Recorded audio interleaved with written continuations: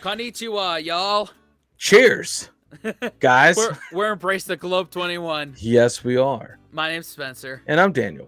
And today we are checking out Geography Now episode of Japan. Yes. I don't have many reference points of it other than None. Pokemon, sushi, Toyota, Nissan, Samsung. What is it? Samurais, and ninjas.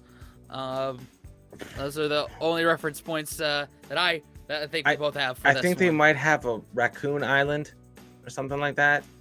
I've fallen down the YouTube short rabbit hole, but I think they do have an island that is purely raccoons, something like that, which is absolutely adorable, but at the same time, purely disgusting because they're a pest over here. So yeah. Oh, and Hello Kitty, Japanese. What is that? That's No, I know. Oh, Yamaha. Oh, That's there you also the one that makes both motorcycles and keyboards. Dude, yeah. Let's get into it because my God, I need to know more. I don't know anything, and this journey has proven that. I'm like, wow. I'm more left speechless on this journey than anything. I'm just like, who knew? I didn't. Oh, sake. That's another thing. Anyway, yes. That's it. Enough. Let's get in. How about Let's do it. 3, 2, 1. This is one country I barely have to introduce you to. Let's just get it over with. Sushi, geishas, karate, temples, ramen, anime, sumos, weird stuff, weird cosplay, poison fish, and I'm not even gonna ask about that. Dewa, ikimashou! It's time to learn geography. Now! A fish. It's always interesting because it's always a different animal every time they go, now! Yeah, I love it. Yeah. Dude, this, man. Well done. Well done, channel. Yeah. Well done, Geography Now. Yeah. How could I forget karate and ramen? Yeah. What? And yeah. Okay. Let's do this. Let's get dangerous. Yeah. Hey everybody, I'm your host Barbs. We have reached the land of the rising sun, Asia's island powerhouse, and home to a culture that I'm sure you've heard of. Let's just jump into it. Japan, you have such a story behind you. First of all, Japan is located right off the east coast of the Asian continent between the Pacific Ocean and the Sea of Japan, stretching all the way from the Sea of Okhotsk in the north with the East China Sea to the south. The country is divided into 47 prefectures, each with incredibly beautifully minimalistic style flags. The prefectures are divided into 4 different categories: Ken, To, Fu, and Do. The first level, Ken, Ken, refers to the 43 plain prefectures. Then you have To, which means something like metropolis, and this category only applies to Tokyo City. Fu refers to the urban prefectures, which applies only to the cities of Osaka and Kyoto. And finally, Do, which is a unique category translating to something like circuit, and it applies to all of Hokkaido in the north. Speaking of which, Tokyo, Japan's capital, is the largest city in the world with its greater metropolitan area, including Kanto, containing about 37 million people. Wow. That's more than the entire population of Canada. However, Tokyo is kind of like 23 smaller cities all smashed into one, divided into units called wards. And the closest thing to a capital one would probably be Chiyoda, where the emperor, prime minister, and supreme court are located. After the greater Tokyo Kanto region, you have the next largest cities, Osaka and Nagoya, coming in at third. Keep in mind, about 90% of people in Japan live in cities, and the vast majority on Honshu and Kyushu. The busiest airports, of course, being Tokyo's 2 twins, Haneda, which is actually in Tokyo, and Narita International, which is like an hour-and-a-half drive away outside of Tokyo. Then you have Osaka's Kansai International, Kicks, and Fukuoka International on Kyushu. Gotta keep it clean, Keith. Speaking of which, Japan is made up of about 6,850 islands, but about 97% of the land is made up of 4 main islands: Honshu, Kyushu, Shikoku, and Hokkaido. South of the main 4, you have the Ryukyu island chain, which extends just south of Kyushu, partially making up the Okinawa prefecture. You've probably heard of Okinawa. It's where Uma Thurman got that sword that she used to kill Lucy Liu. It's also where these 2 islands... never mind. Nonetheless, Japan can still kind of be separated into 10 historical main regions, 6 of which divided amongst Honshu. Then you have the interesting, less highlighted Kuro Island dispute with Russia in the north. Basically, Russia administers all of them, but Japan claims these 2 islands closest to Hokkaido, Iturup or Etorofuto, and Kunashir or Kunashiri, which is only like less than 10 miles away from Hokkaido. On a clear day, you can even see it from the coast, but it's like, nope, Russia. They even have a statue of Lenin. The Russians and Japanese have kind of had a long dispute over this area. At one point, Japan even tried to take over all of Sakhalin in the 1800s. Then you have the Dokdo Takeshima Island dispute between them and South Korea. To this day, South Korea has a patrol building built on the island, and they fiercely guard it. And finally, you have Okinotorishima, which is probably the loneliest place in Japan, as a shallow reef in the middle of the ocean. It looks like it's trying so hard to become an island, complete with 3 helipads and a research station. There's no diplomatic dispute, but rather a dispute within the UN on whether or not it qualifies as land for an exclusive economic zone in the ocean. Phew, okay, alright, that kind of took forever. Getting around in Japan. Wow. I am floored by all the land they have and all divided up it is. Like, the fact that Tokyo, whoa! GMM fans will understand that. Is like 37 million. That's They're just packed in like sardines. And I don't know if it was them or the Chinese that pioneered the idea of like sleeping cubicles. Like in pods, yeah. So it makes sense that it would be pioneered in Tokyo. Yeah, what? Like, that's nuts. 37 million people in the city. Get out of here. I don't know what level is too much, but that's too much. Yeah. That is, I don't know how many millions above too much that is, but holy crap, man. Yeah. I'm just Googled right now what the highest population cities are. Yeah, Tokyo. Oh, well, actually, Shanghai is at 27 million right now. And I guess Dhaka is at 21 million. Beijing's at 22 million. So Tokyo is not the highest in the world, right? Wow. Right now it says it's 14 million right now, but that's at 37 million. Well, remember, he's taken the whole like province of that thing and just because it's divided up. But the whole whole like region is nuts. Yeah. Okay. I thought it was just because he said there's like 28 cities in one, or what would he say? Something like that. There's it's all comprised. The city doesn't end. It just merges into a different city.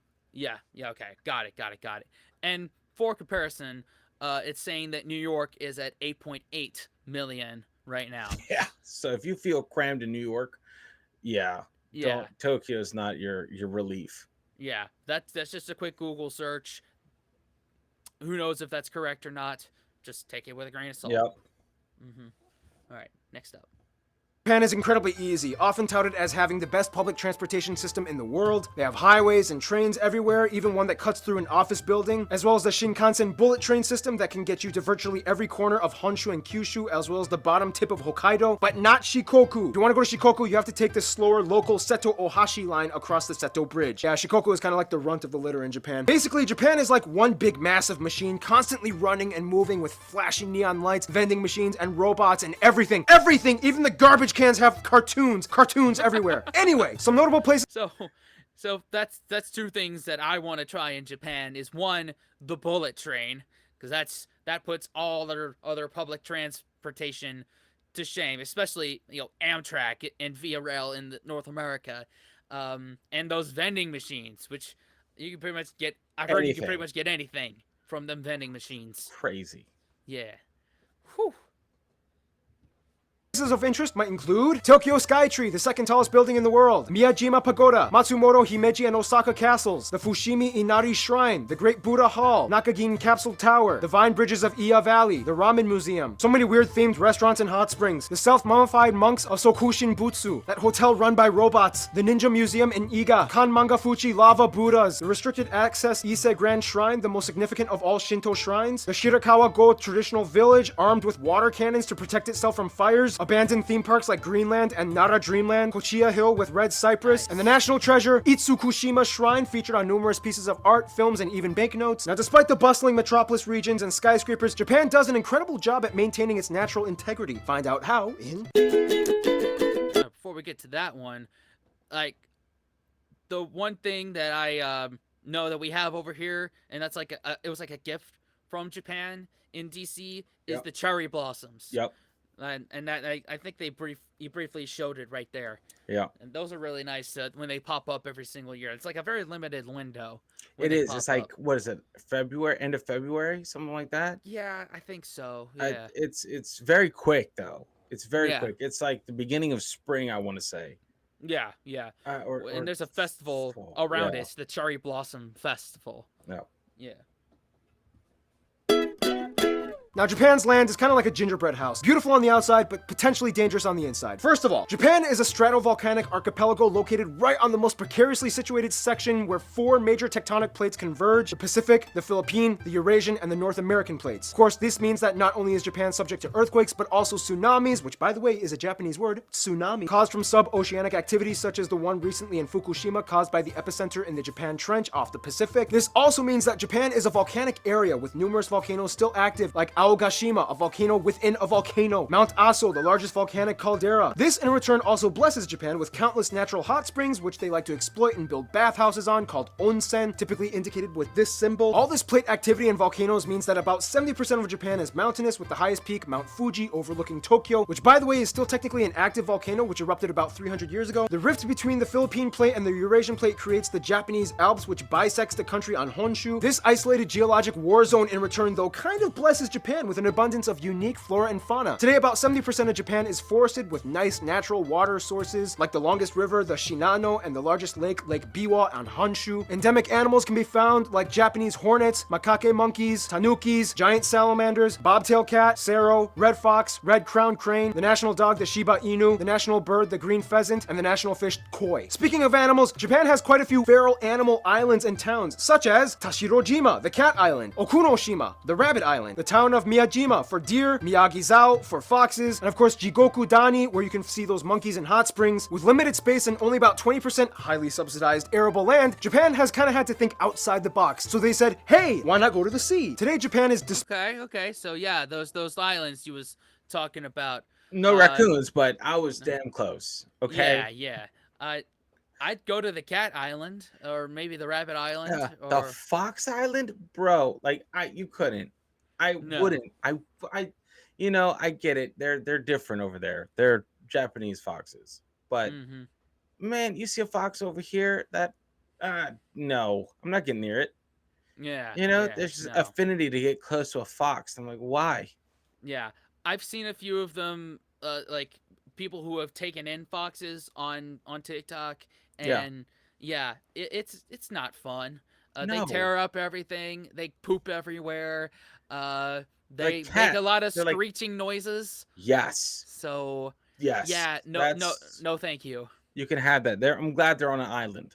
Yeah. You could probably hear it like 5 miles away though. Probably, man, because they're They're loud. Yes, they are, and they're terrifying. Yeah. When they scream. So. Yeah. But those hot springs, man, I'd be a sucker for that. Hell yeah, man. Yeah. Hell yeah. Man, I'm there for this. This is pretty. I like when you have a highly like metropolitan built up area, but also this ode to nature, and nature is right around the corner kind of thing. And maybe it's not in the city, but like you can reach it. You know where to go to get your green on. Yeah. And they protect that, and I like that. I like that. They get it. Why not go to the sea? Today, Japan is disputably the most advanced aquaculture society on the planet. Not only do they have the largest merchant marine fleet in the world, but they also harvest everything from shellfish to seaweed in offshore ocean plots and fish farms. They love fish. They even have the largest fish market in the world, Tsukiji. Speaking of which, we all know about Japanese food. I feel like I don't even really have to give you a list of notable dishes like sushi, mochi, or ramen. However, Japan is known for making strange flavors of conventional snacks, drinks, and desserts, such as yogurt Pepsi, spaghetti popsicles, horse and octopus ice cream, pancake juice, wasp crackers, and Kit Kat has tried pretty much anything under the sun. Itadakimasu! Speaking of which, Japan is the 3rd largest world economy by nominal GDP, mostly due to their various technology and automotive industries that have swept over the world by storm since the middle of the 20th century. The largest automotive companies include Toyota, Mitsubishi, Honda, Nissan, Mazda, Suzuki, and Subaru, as well as tech companies and their subsidiaries like Hitachi, Sony, Epson, Canon, Toshiba, Fujitsu, Panasonic, Nikon, and Nintendo. This does, however, cause a problem. Japan is classified as a high throwaway society, in which lots lots of resources get unnecessarily used and tossed. Like, come on, Japan, I know you have aesthetic standards, but seriously, I don't need one apple in vacuum-sealed plastic wrap. Nonetheless, Japan is often seen as one of, if not the world leader in robotics and tech science, receiving more Nobel Prizes in science than any other Asian country. And it's kind of impressive. I mean, with a high population and limited space, Japanese people know how to consolidate and innovate. Speaking of Japanese people. Yeah, I mean, if your population is that dense, then yeah, you would need to know how to operate efficiently. Yeah. Yeah. No wonder they win so many tech awards and have Nobel Prizes, and they Yeah. know tech. Yeah, I mean, I feel like it's just they need to know tech. They need to that's ingrained into them, is like being productive, not having a wasted step. It's very streamlined, very Yeah. like high paced. I couldn't imagine. I couldn't imagine going there. I mean, if you think Arlington and DC is high paced, that probably is a walk in the park Yeah. compared Yeah. to out there in let's say Tokyo. Mm-hmm. Yeah. And throw New York and maybe San Francisco in Yeah. there as well in terms of tech. Mm. Whew. Now, Japanese people are like, you never know what they're gonna come up with next. You know it's probably gonna be a little weird, but you're still gonna be a little interested in it. First of all, the country has about 127 million people and is the 10th most populous country in the world. However, Mexico is getting really close to beating them. The country is incredibly homogenous, with over 98% of the populace identifying as ethnically Japanese, while the remainder is mostly made up of Koreans, Chinese, and very small Caucasian minorities of Americans and Europeans, and the indigenous Ryukyu and Ainu peoples. They use the Japanese yen as their currency. They surprisingly use the Type A American-style plug outlet, and they drive on the left side of the road. As mentioned, like 8 seconds ago, Japan has 2 main indigenous ethnic groups, each with their own languages. You have the Ainu, which predominantly inhabit Hokkaido and some of the Kuril Islands administered by Russia, known for their rustic, scruffy features where men grew beards and women used to tattoo their lips and arms. Today, there are less than 30,000 left, but some estimate that there could be up to 200,000 if you include the other Ainu that have assimilated into the rest of Japan and are kind of faintly aware of their own culture. Otherwise, you have the Ryukyu people, or the Okinawans, which are kind of like the Hawaiians of Japan, known for their own distinct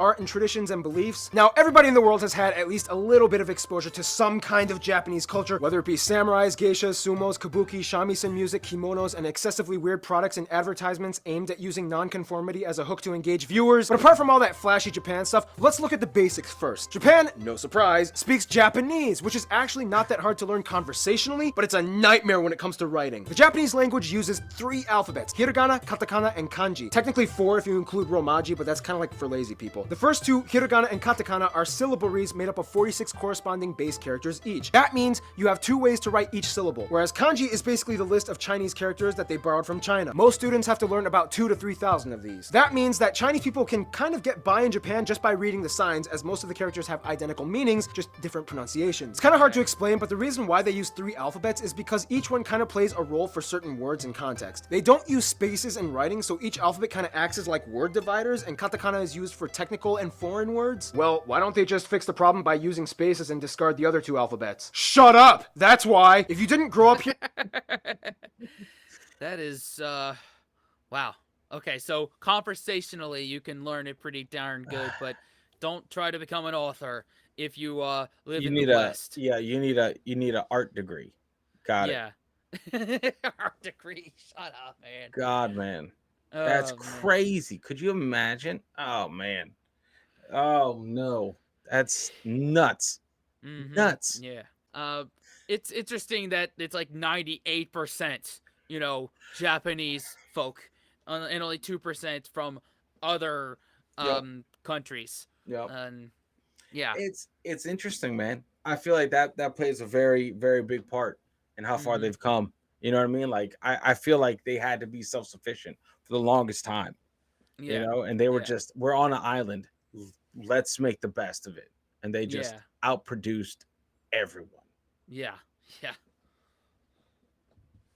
here and actually learn this stuff, you're either obsessed with Japan or criminally insane. Sorry, I'm boring the crap out of you guys with language stuff. Anyway, let's talk about history. Now, I'm sure many of you have seen that video by Bill Wirtz, whom I am totally not jealous of, considering that he racked up more views and subscribers in 2 videos than I have in all these years of working on this channel. But in the quickest way I can summarize it, Yayoi period, Kofun period, Yamatos unite Japan, Asuka regime, Chinese culture comes in, Heian period, aristocrats take over, Kamakura period, aristocrats lose, Shogun time, province wars, Azuchi Momoyama period, things are stable, Meiji restoration, industrialization, World War I, Japan's economy sucks, coup d'etats and assassination attempts against the emperor, military rule, they try to make an empire and in World War II attack Pearl Harbor, Nagasaki and Hiroshima, afterwards treaties signed, military kind of dismantled, and post-war economic miracle, done! Japan definitely sticks out from every country on earth, and it's partially because of their belief system. Japan is the only country in the world that practices Shintoism, which obviously enough started in Japan. If you don't know anything about Shintoism, basically it's a very ritualistic belief system that reveres a multitude of kami, which translates to something along the lines of gods or spirits or essence. It's hard to explain, but basically a kami can be manifested in almost anything and everything. There are kami for harvest, kami for war, kami for good luck, and so on. Today, about 80% of Japanese people practice Shinto to some extent, whether it be going to temples or shrines and lighting incense and praying. However, most of them will not say that they identify as Shintoists, since there are no formal rituals to deem yourself a practitioner. Otherwise, about 35% might say that they identify as Buddhists, and a small 3% are Christians. Today, there are about 81,000 Shinto shrines and about 85,000 appointed Shinto priests all over the country. Technically, Shintoism is also important because it's claimed that the emperor is a direct descendant of Amaterasu, the goddess of the sun, which means the emperor has the highest authority in Shintoism. Though today it's more seen as like a moral tradition and patriotic practice rather than believing that the emperor actually has divine status. Oh yeah, and Japan has an imperial family with Akihito holding the throne since 1989, and to this day Japan is the only country with an emperor. Some people will say that Shintoism is partially the reason why Japan also has a vibrant, complex industry of cartoons and anime, many of which inspired from Shinto-driven legends and kami. They often rank as the top video game producing and playing country in the world. Everybody knows Mario, Sonic, and Pikachu. In a sense, Japanese people have always admittedly kind of been escapists, creating their own worlds, and it might be due to their long history of diplomatic isolation. In another sense, though, honor and diligence culture is of huge importance. Having a degree and respectable title is always flaunted. The problem, though, is that Japan has the largest aging population in the world, in which over 26% of the country is 65 or older. Yikes. In contrast, only about 12.4% are 1 to 14 years old. Sociologists have many theories as to why this is, but in addition to a high depression rate, there seems to be a lack of sexual interest amongst millennials, especially for men. They even have a word for it, Soshoku Danshi, or herbivores. On top of that, Japan has a very strict and conservative approach towards immigration and citizenship. So ultimately, a smaller generation has to lift the burden of taking care of a population almost 10 times their size. Many Japanese people are overworked. They even have a word for that, karoshi. Some wonder how the future will look like. Hey son, can you help me cross the street? Ooh, I would, but you never had a son, so I don't exist. Good luck!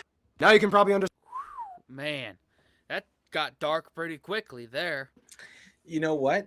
That is the I feel like that is one of the byproducts of being hyper industrialized, hyper commercialized, hyper busy. People don't have time for families.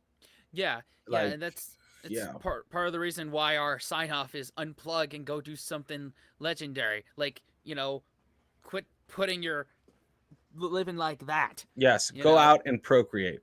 Yes, go out and procreate. Like that's crazy. It's crazy. They're so like go, and you know what? That kind of parallels the professional aesthetic here in the state of Maryland where I am. It's like Arlington, DC, Virginia, the DMV, right where I am. It's like very profession oriented, not family oriented. It's how far you get professionally, and then the family is the afterthought. Not forefront, not the most important. Your career is most important, right? And then you reach your status, and then you can have a family. Yeah, and if there's not a family, then it's probably like social isolation, which that Japanese have a term for that. Hikikimori, I think it is, if I'm pronouncing that correctly, is social isolation, and that's starting to take effect here in the States too. So yes, that's crazy, man. Yeah, and he put it a good ways. The Japanese have created a lot of escapism culture, and I'll admit that we kind of feed into that here in the States and wherever else we're reaching, mostly the UK and Ireland on the other channel, and wherever we reach here. But yeah, there's no. That's this discussion for a whole other Yeah, time. but we're We'll like the soapbox is coming out, and you're like, oh no, yeah, no, yeah. I no, was no, about no, to no, about not to. now, not Yeah, now. not Like, now, not now. Let's put learn it about. away. Let's Put it learn away. more about Japan here. Oh my goodness. Get there. Go. Son, can you help me cross the street? Ooh, I would, but you never had a son, so I don't exist. Good luck! Now you can probably understand why the Japanese are so into building robots. There's so much more we could talk about, like how Japan has a strong history in martial arts, folklore, and regional festivals, but this video is already getting long and I have to cut it down. Some notable people of Japanese descent might include people like Emperor Hirohito, Fukuzawa Yukichi, Honda Tadakatsu, Kukai, Maeda Toshie, Tokugawa Ieyasu, Murasaki Shikibu, Saifo Takamori, Akira Kurosawa, Hayao Miyazaki, Soichiro Honda, Miyoshi Umeki, Hibari Misora, Rinko Kikuchi, Osamu Danzai, Kei Nishikori, Ayumi Hamasaki, Takeshi Hitano, Masayoshi Son, Akira Toriyama, Sadako Ogata, Taiho Koki, Masako Katsura, Ichiro Suzuki, Hane Mori, Ken Watanabe, Downtown Duo, Keisuke Honda, and Shinji Kagawa. Now, due to their history, Japan has always kind of been like a lone wolf, but over time they learned how to open up. And let's find out how in the last segment. So Japan is a pretty big player on the world stage. As a member of the G20, G8, IMF, WHO, UN, EAS, Interpol, and like 400 other acronyms, they know diplomacy pretty well. They get along with Brazil, Peru, and the Philippines pretty well, as each country contains many Japanese communities. And in addition, lots of people from these countries either visit or work in Japan. Peru even had a Japanese president. As mentioned in the France episode, Japan kind of sees France as like the epitome of European exoticism. And after English, French is one of the most highly desired languages to learn, although good luck considering how every French word kind of ends in a continent. The Pacific Island nations of Palau, Kiribati, and Marshall Islands still hold close ties, even though Japan kind of occupied them during the first half of the 20th century. Japanese people love visiting and provide business and revenue for these countries. Their biggest frenemies are South Korea and China. These three are like the Asian trifecta, dominating most of the business and affairs in the East. Despite Japan having invaded and occupying these two for decades, my own grandmother was actually raised in Japanese-occupied Korea, and to this day she still speaks fluent Japanese. They've mostly moved on, plus the whole North Korea thing kind of makes South Korea and Japan closer. The youth of today love piggybacking off of each other's cultures. Koreans and Japanese admit it, they can't get enough of Japanese anime and video games, whereas the Japanese are obsessed with K-pop, and you know, they kind of got kanji and Buddhism from China, so there's that. In terms of their best friends, however, interestingly enough though, most of the Japanese people I've talked to have said the USA and Taiwan. Even though they don't officially recognize Taiwan as a sovereign state, on paper, they totally act like they do and stand with them on pretty much any diplomatic measure. Taiwan was actually the longest lasting occupied area under Japanese rule during the Empire years, and they have since then still kept close. Even though the pains of World War II will never be forgotten, it's funny because almost immediately after that, the US and Japan started skipping down the street hand in hand. The US kind of felt like a duty to make reparations since they were already communities of Japanese Americans, especially in Hawaii and California. My hometown, Los Angeles, has a little Tokyo. So they invested tons of money in Japan after the war, and in the 50s, Japan started booming in every industry. Culture cues were adopted on both sides. McDonald's opened up in Tokyo, 7-Eleven opened up in the US. They love burgers and Chris Evans, and we have nerds living in their mom's basements rewatching every season of Naruto Shippuden with ill-fitting cosplay outfits. In conclusion, the land of the rising sun has always kind of figured that the best way for them to open up to the world was to create their own worlds with wild imaginations driven by technology, yet still beautifully preserving the ancient, vibrant values of their ancestors. Oh, and by the way, this episode was brought to you by Bob Saget's Bear Sharktopus coffee shoes. Watashi wa kohito kutsu ga hoshi. Let's super harassment sandwich. Stay tuned. Jordan is coming up next. That was a perfect outro right there. If there was an outro to fit, that was the right video, the right ending. That was perfect. That was everything I wanted. Oh my god! Went back to the point of what is it? Non-conformity as advertisement. Are you still here? Sorry. Yeah, I got you. I don't know what happened. Non-conformity and advertisement is what I got. Yep, got it. All right, so let's wrap it here. To our Japanese friends watching here, what have they missed in this one? Any tips for two white Americans visiting your country for the first time? We need to know. Put it down below. What do we do? What should we not do? Exactly. Put it down below. And after that, consider subscribing and watching another video. And wash your hands, scrub your toes, wipe your butt, blow your nose, embrace the globe. And unplug and go on an adventure, guys, in real life. See y'all next time. Later. Fellas, we could be that mistake. Let's do this.